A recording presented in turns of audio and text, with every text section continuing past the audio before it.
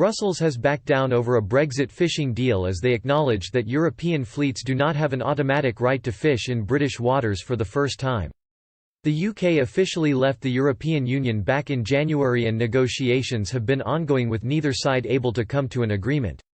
But during crunch talks with Commission President Ursula von der Leyen on Monday, June 15, Prime Minister Boris Johnson said there was very good chance of agreeing a trade deal by the end of the year. One of the main disputes during the negotiation was fishing, as the EU maintained Britain must respect the right of member states' fleets to access UK waters.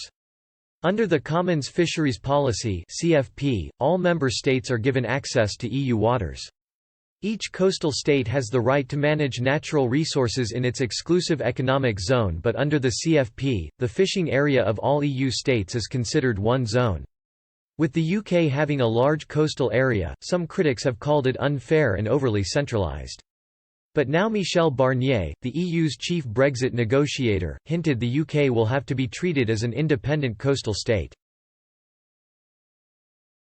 He reportedly told other diplomats a compromise would have to wait until other parts of the trade deal were being finalised.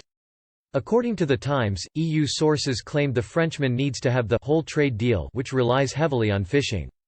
A senior EU diplomatic source said, to dilute the influence of France and the other coastal states, Barnier needs to have the whole trade deal, which stands or falls on fishing. A UK government source said, there have been signals that this is an area where Mr Barnier wants to move, but as yet there are no firm proposals on the table.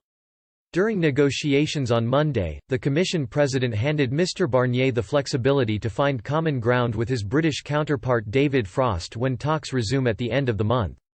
Mrs von der Leyen is understood to be buoyed by her discussions with Mr Johnson, who committed himself to finding a deal before the transition period expires at the end of the year.